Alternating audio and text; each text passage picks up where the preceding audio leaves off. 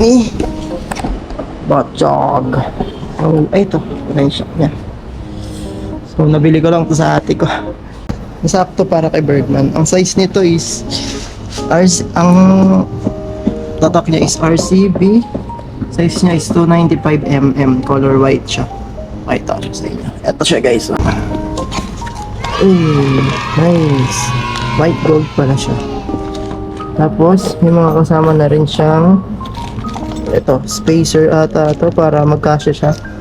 Kasi hindi kasya yung stock ni Bergman. Ay, hindi siya kasya kapag wala siya nitong spacer. Tsaka nitong bushing. So, ayun. Tara, samahan niyo ako. Kabit natin siya today. So, ang tatanggalin natin dito guys is ito lang. Yan lang naman tatanggalin natin. At saka yung nut dito. So, para matanggal to, kailangan natin tanggalin yung uan. Tsaka yung box. Yung box. So, yun guys. Ang tatanggalin lang natin is ito. Yeah.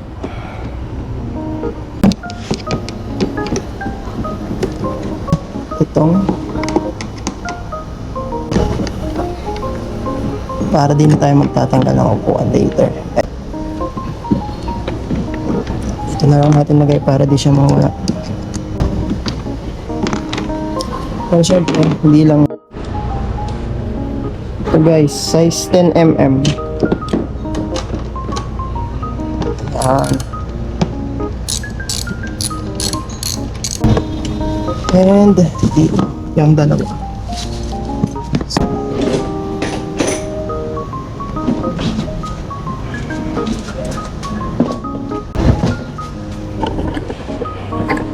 Yan guys, natanggal na natin.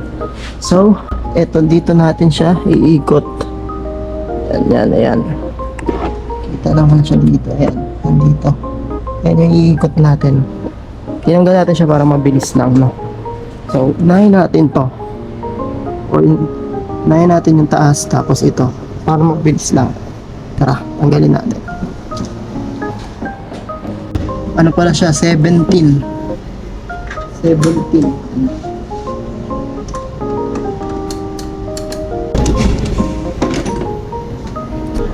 ayun guys, naluwagan na natin siya. Kaya na natin siya iikot ng kamay. Ayan o. Tatanggal na natin siya. And wala naman na siyang nut dun sa dulo. Parang fix na siya. Ayan. So, dito natin gagamitin yung 12 na mm. Tapos sa taas, pababa natin siya ni wrench dito pataas. Yan, maluwag na din siya, pwede na siyang kamayin. Yan, line lang natin.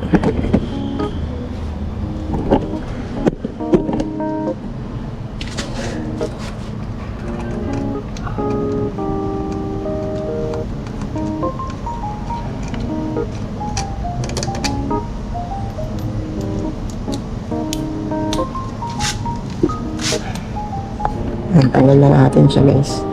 Bali ito yung nut niya. So pag tinanggal natin siya, lalayan lang. Ayan, tanggal na natin yung stock. So papalit natin. Eto na, papalit natin yun.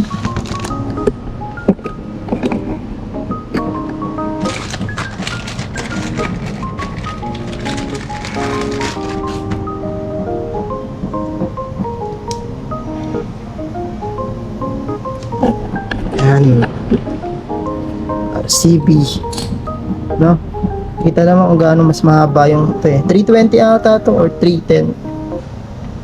Hindi ko lang siya sure guys. Stock siya eh. Kasi ito yung bago natin na 295mm. So, after nun, kukunin natin to.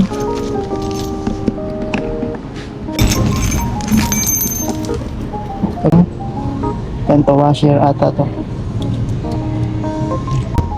Yun na guys, so washer. So tara, kabit natin.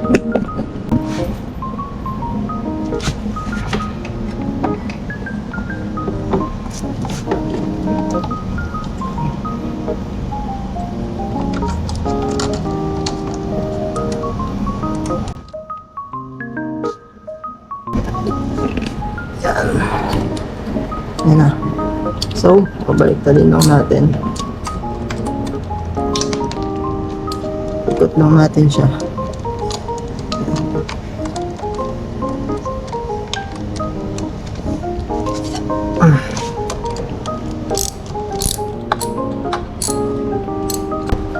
So, yan guys, nakabit na natin to. Higpitan na lang.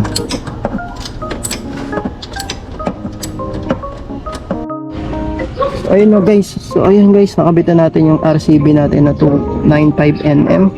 Bali, bumili na ako ng nut sa likod niya para for safety din. Pero, meron na rin ata siyang thread.